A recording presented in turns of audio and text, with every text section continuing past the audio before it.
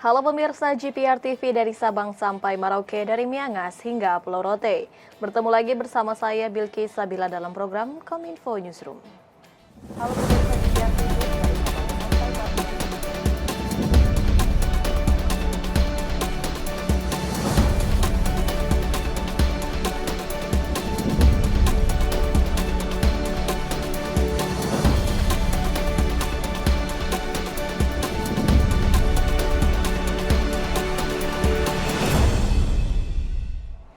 Inilah Kominfo Newsroom selengkapnya pemirsa. Didampingi Menteri Sosial Tri Risma hari ini Presiden Joko Widodo meninjau rumah sehat Kampung Doyo Baru di Jayapura. Presiden berharap rumah sehat yang dibangun untuk 76 kepala keluarga korban banjir bandang dan longsor menghadirkan ekosistem perumahan yang baik dan juga sehat.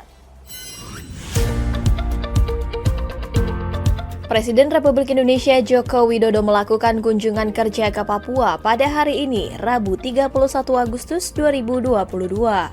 Dalam kesempatan itu, Presiden didampingi Menteri Sosial Tri Risma hari ini meninjau rumah sehat Kampung Doyo Baru, Jayapura, Papua, untuk memastikan terciptanya ekosistem perumahan yang baik. Rumah sehat ini dibangun untuk 76 kepala keluarga korban banjir bandang dan longsor pada tahun 2019 lalu di wilayah Kampung Doyo Baru, Distrik Waibu, Papua. Presiden mengatakan pembangunan rumah sehat tersebut tidak hanya sebagai tempat tinggal, tetapi juga sebagai lahan pemberdayaan bagi masyarakat dengan pekarangan yang disiapkan untuk bercocok tanam. Presiden berharap masyarakat dapat memanfaatkan lahan pekarangan di samping perumahan untuk menanam sayuran. Tadi disiapkan oleh Menteri Sosial untuk bercocok tanam. Tadi ada nanam bayam, kangkung, dan lain-lainnya. Juga di sampingnya ada pemberdayaan untuk peternakan ayam. Ini juga bagus. Peternakan babi, kemudian peternakan lele. Semuanya dikerjakan dalam lingkungan yang sama sehingga betul-betul ini sebuah, selain pembangunan rumahnya juga pemberdayaan masyarakat yang baik, dan kita harapkan dari situlah nanti muncul kesejahteraan.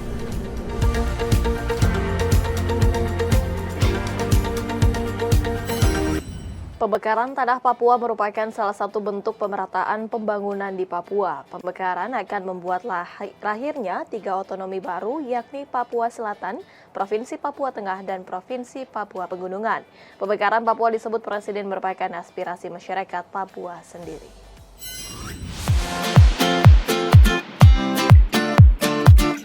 Presiden Republik Indonesia Joko Widodo menegaskan bahwa pemekaran wilayah di tanah Papua merupakan salah satu upaya untuk menciptakan pemerataan pembangunan. Selain itu, dengan adanya 3 daerah otonomi baru, yakni Provinsi Papua Selatan, Provinsi Papua Tengah, dan Provinsi Papua Pegunungan, diharapkan akan mempermudah jangkauan pelayanan di tanah Papua yang luas. Sebab tanah Papua memang dinilai terlalu luas kalau hanya 2 provinsi. Untuk itulah, dalam memudahkan jangkauan pelayanan, dibangun daerah-daerah otonomi baru. Presiden menambahkan pemekaran wilayah di Papua merupakan aspirasi yang berasal dari masyarakat Papua sendiri. Aspirasi tersebut telah ada sejak beberapa tahun lalu dan berasal dari berbagai kelompok masyarakat di berbagai wilayah. Saya sendiri kan mendengar, pemerintah itu mendengar permintaan-permintaan dari bawah. Saya ke Merauke minta, saya ke Pegunungan Tengah, kelompok-kelompok datang ke saya, minta itu, dan sudah 7 tahun yang lalu, 6 tahun yang lalu, 5 tahun yang lalu. Dan kita tindak lanjut dengan pelan-pelan. Ini permintaan dari bawah, dari kelompok-kelompok yang ada di sini, dan ini dalam rangka pemerataan pembangunan. Karena memang tanah Papua ini terlalu luas kalau hanya 2 provinsi.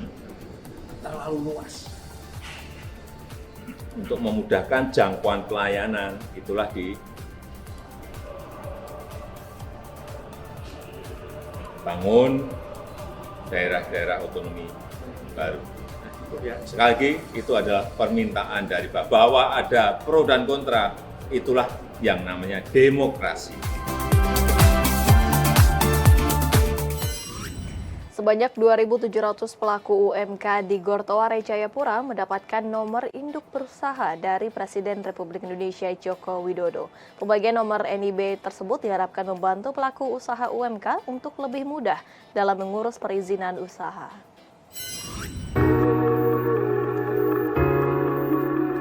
Presiden Joko Widodo memberikan nomor induk berusaha kepada 2.700 pelaku UMK perseorangan di Gor Toware Jayapura.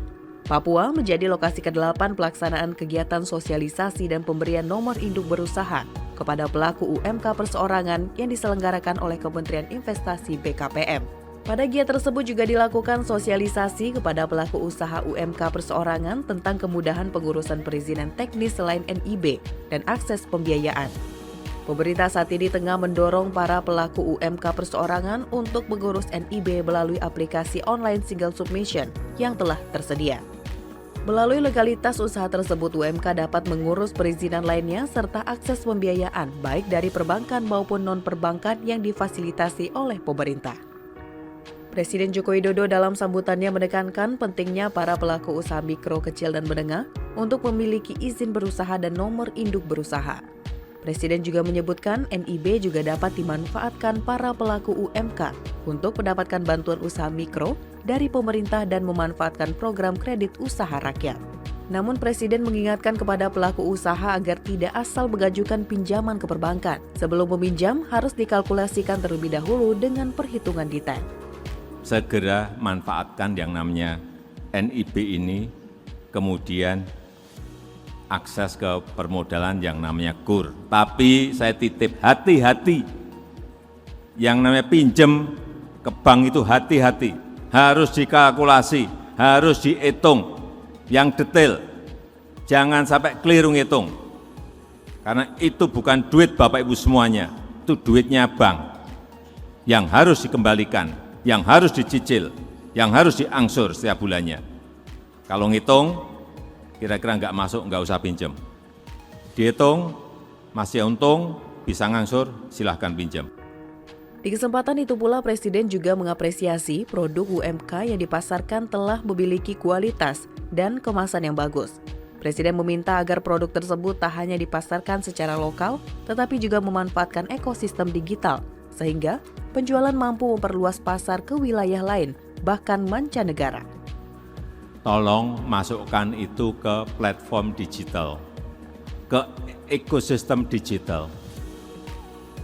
Gunakan itu, sehingga berjualannya tidak hanya di tanah Papua, tapi bisa melompat keluar provinsi Papua, bisa melompat ke Jawa, bisa melompat ke pulau-pulau yang bisa melompat ke luar negara.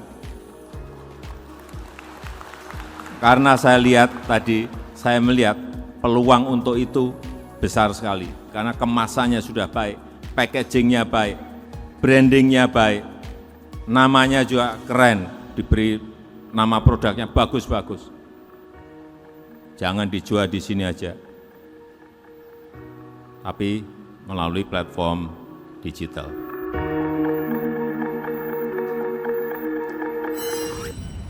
Presiden Joko Widodo dalam agenda kerja di Papua secara resmi membuka Papua Football Academy.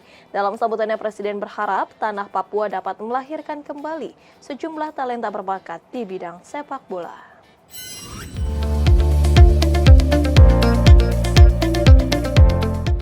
Presiden Republik Indonesia Joko Widodo resmi meluncurkan Akademi Sepak Bola dengan nama Papua Football Academy atau PFA di Stadion Lukas NMB, Kabupaten Jayapura pada Rabu 31 Agustus 2022.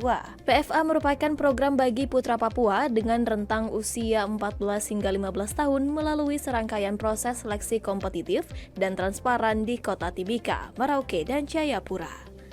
Saat ini, setelah melalui proses seleksi tersebut, telah terpilih 30 anak dari 477 pendaftar. Sejumlah 30 anak yang terpilih akan mendapatkan beasiswa penuh untuk belajar sepak bola selama 2 tahun dan akan tinggal di sebuah asrama yang dikelola secara profesional. Presiden Jokowi menjelaskan anak-anak yang tergabung dalam PFA akan dilatih tentang kedisiplinan dengan latihan rutin yang didampingi oleh para pelatih dengan reputasi yang baik. Tidak hanya sepak bola, nantinya anak-anak yang tergabung tergabung dalam PFA juga tetap mendapatkan pendidikan formal di sekolah. Presiden Jokowi pun berharap anak-anak yang tergabung dapat memanfaatkan dengan baik kesempatan tersebut untuk menimba ilmu sepak bola di PFA.